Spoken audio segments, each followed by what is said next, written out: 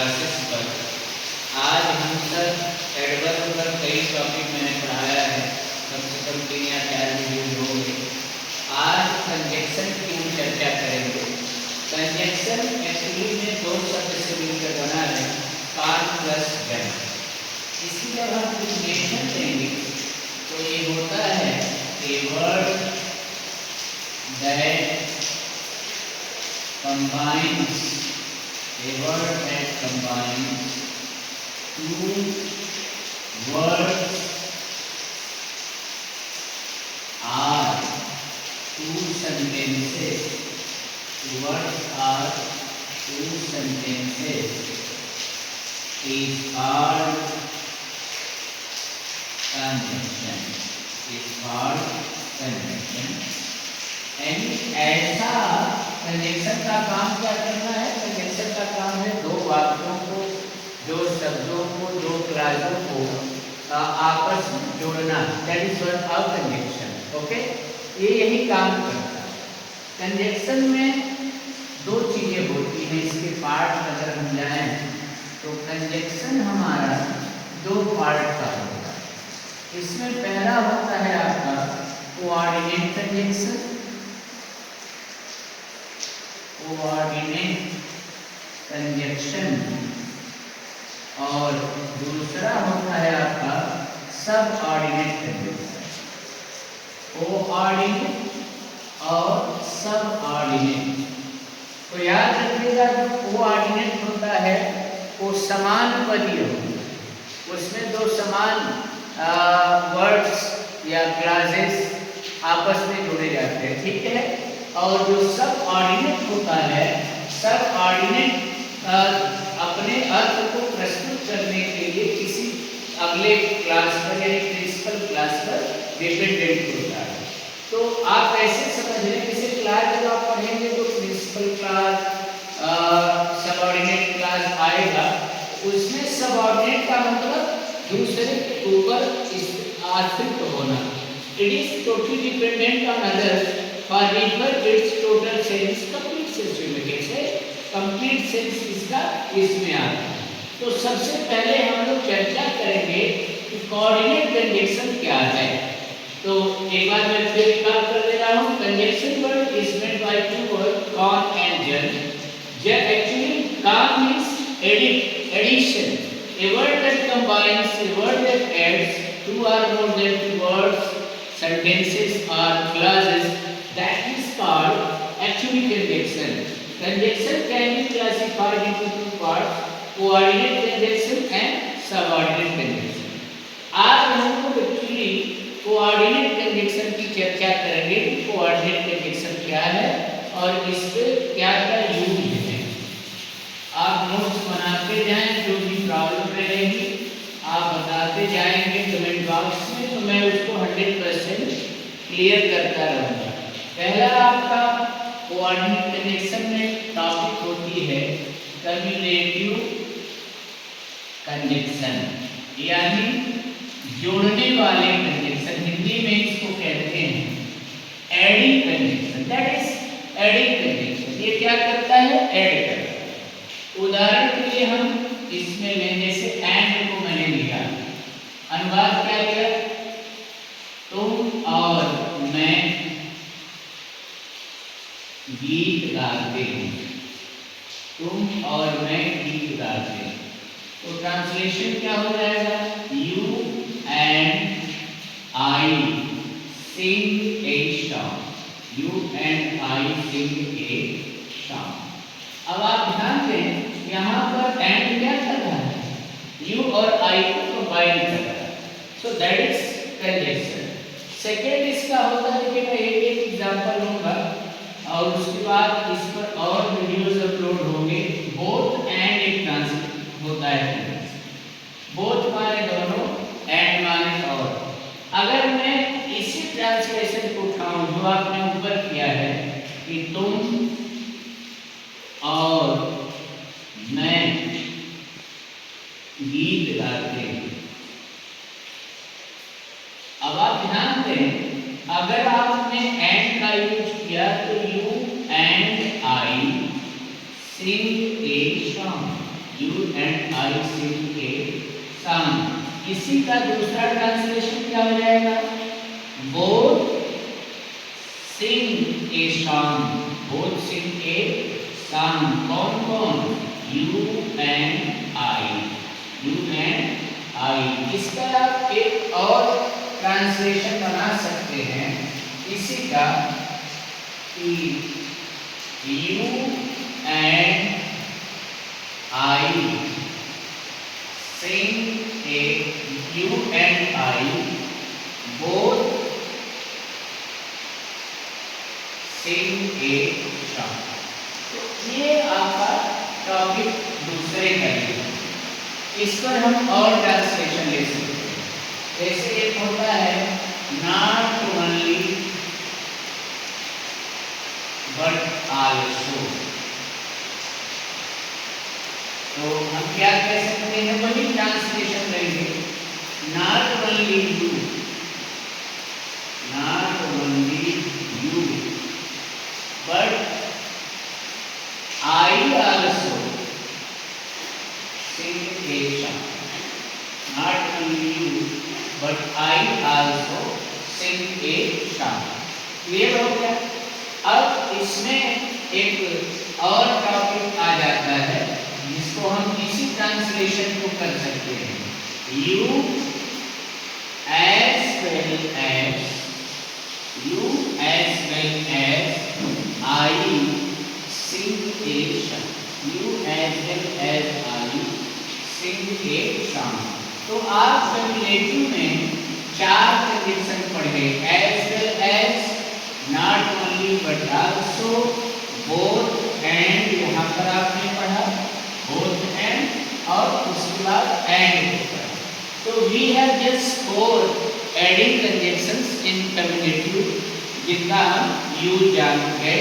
अब इस पर एक ट्रांसलेशन आप लेकर के आराम से बनाएं। 4 है, एंड है, बोथ है, नॉट ओनली बट आल्सो है, और एज वेल एज है। यहाँ पर आप समझ लें कम्युनिकेटिव में 4 टॉपिक आपको मिलेंगे, as well as, not only but also, you, और यहाँ पर बोथ एंड आया। ठीक, अब जरा दूसरा इसका देखिएगा, नोट्स बनाते चलिए, उतारते रहेंगे साथ में तो दिक्कत नहीं होगी। अब दूसरा जो हमारा कॉन्सेप्ट है पूरे कंजंक्शन पर आपको बहुत बड़ा टॉपिक क्या होगा, कहाँ कैसे यूज होगा। कोऑर्डिनेट कंजंक्शन हम लोग पढ़ रहे हैं, कोऑर्डिनेट। तो कोऑर्डिनेट में अब दूसरा हम लेंगे रिलेटिव कंजंक्शन, रिलेटिव कंजंक्शन।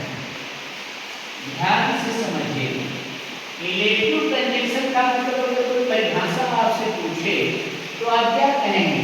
ए conjunction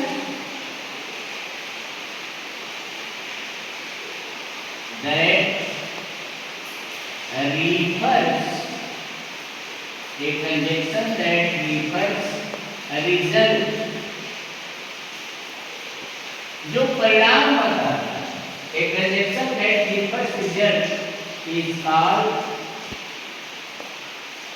relative conjunction, relative conjunction। इसको हम relative यानी परिणाम सूचक कंजंक्शन जानते हैं। अब इसमें क्या है, जैसे मैंने वह बीमार है इसलिए विद्यालय नहीं आया, वह बीमार है इसलिए विद्यालय नहीं आया। अब देखिए, ध्यान दीजिएगा, इसका ट्रांसलेशन हम करेंगे, he is ill so he did not, he is ill so he did not come to school, he is ill so he did not come to school। यहाँ पर देखिए जो so है वो आपका कंजंक्शन हो गया, तो दोनों को जोड़ रहा है। दूसरा हम क्या लेंगे, हम कह देंगे he is ill therefore, he is ill therefore, इसका भी अर्थ इसलिए आता होगा he did not come to school. He did not come to school. एक आपका ये हो गया। तीसरा ट्रांसलेशन देखेंगे, यहाँ कंडीशन बन जाएगा। आप इसको मैं अंडरलाइन कर दे रहा हूँ, ध्यान देते हैं। एक सो को आपने पढ़ा, एक देयरफॉर को आपने पढ़ा। अगला हमारा जो आएगा वो क्या हो जाएगा, इसी का translation he is the thus, thus,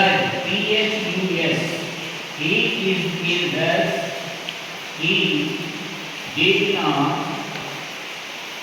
come to school. He is the, so he did not come to school. यहाँ पर देखिए दस हो गया। चौथा क्या ट्रांसलेशन है इसका, यहाँ देख लीजिए आप, he is the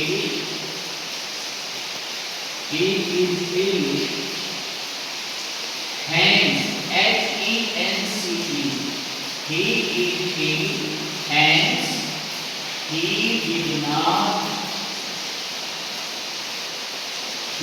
not come to school. He did not come to school. ठीक है, ये आपका कॉन्सेप्ट हो गया। तो चारों ट्रांजेक्शन हमने लिया, इसके हैंड्स ले लिया, यहाँ पर आपने दस लिया, देयर को लिया, और उसके बाद आपने सो लिया। तो इलेक्टिव कंजक्शन हो गया, और आपका पहला कंजक्शन कौन था, क्यूमुलेटिव कंजक्शन। और I hope that you are not getting any problem in my talk teaching style. If you have any problem then you may write down your problem, your suggestions in comment box, and I will try to provide you the right solution of your any question that come in your mind. अब हम इसको erase करते हैं, और इसके बाद हम चलेंगे अगले टॉपिक की ओर, जो हमारा है adversative.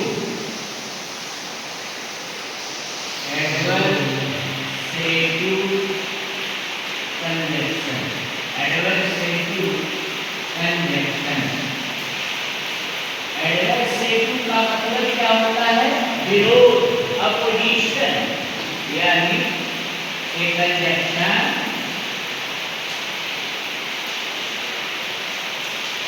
that refers, a conjunction that refers contrast, यानी विरोध, is called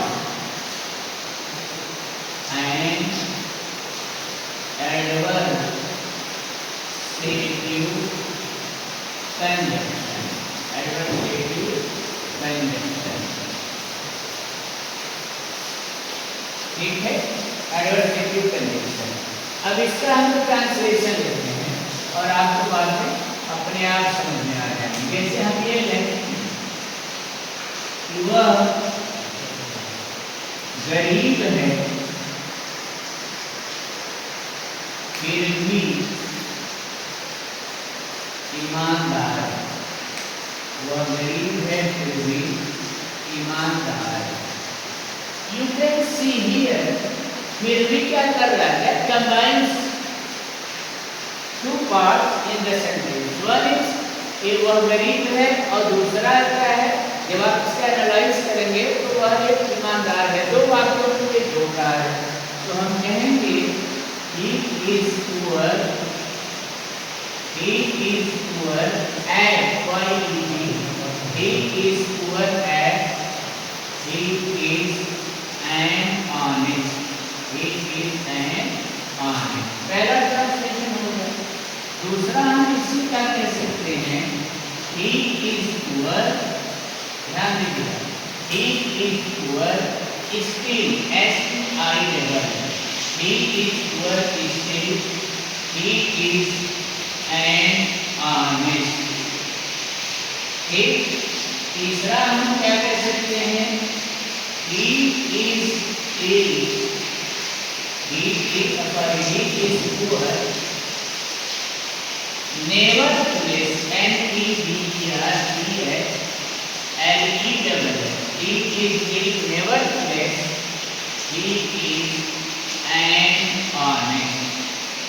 ठीक है।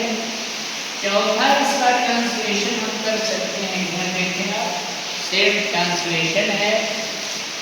सिंस का इस्तेमाल हम कर सकते हैं, यूज या सिंस भी आप इसमें कर सकते हैं। तो उसको थोड़ा सा आप ऐसे बनाएं, सिंस ही इज पुअर, क्योंकि वह, since he is poor he is an honest, he is an honest.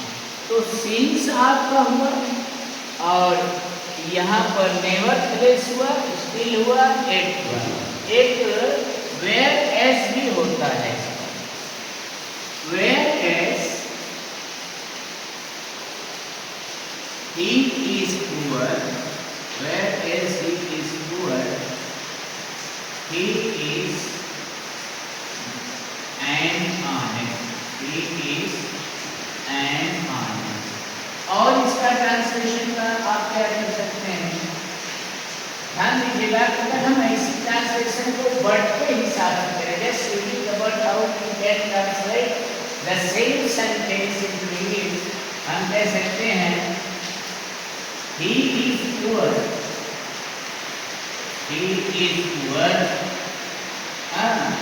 but he is an honest। मेरे हिसाब से अकॉर्डिंग टू मी इस पार्ट को अगर हम पहले रखें तो ज़्यादा बेहतर आएगा। he is an honest but he is poor, he is poor। तो ये कॉन्सेप्ट आपका एडवर्सेटिव से है। This topic totally belongs to adversative condition. If you are getting any problem in writing, in teaching style, then you can write down in your comment box. I will provide you directly how you can stand better English, how you can write down better English. That's very important thing। Adversative के बाद मैं raise कर रहा हूँ, आप video को pause करके लिख सकते हैं और अच्छे से आप समझ सकते हैं। बहुत लंबा पेपर हमारा आता है, तो हमने कम्युलेटिव पढ़ा, रिलेटिव पढ़ा, एडवर्सेटिव पढ़ा, अब इसके बाद हमारा आता है अल्टरनेटिव। अल्टरनेटिव विकल्प सूचक कंजक्शन, यानी एंड कंजक्शन, सॉरी की conjunction that refers option, that refers an option, जो ऑप्शन को दे दे, विकल्प दे दे, is called an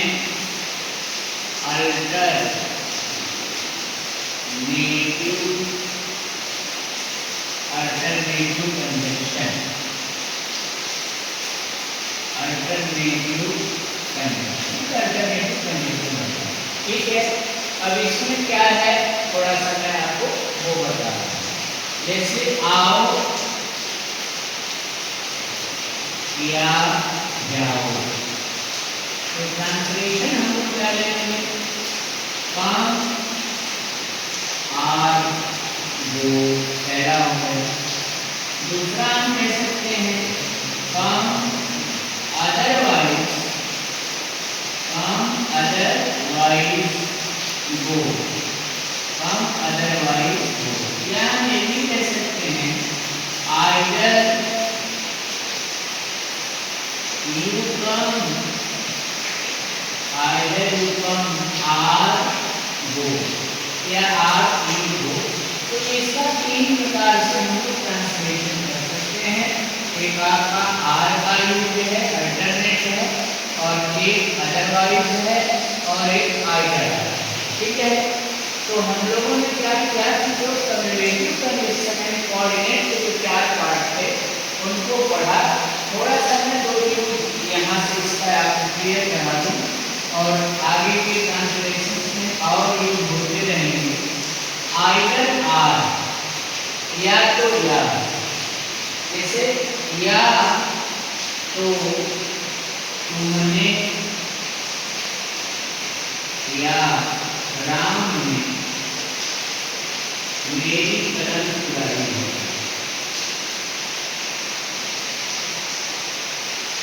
या तो तुमने या राम ने मेरी कलम चुराई है।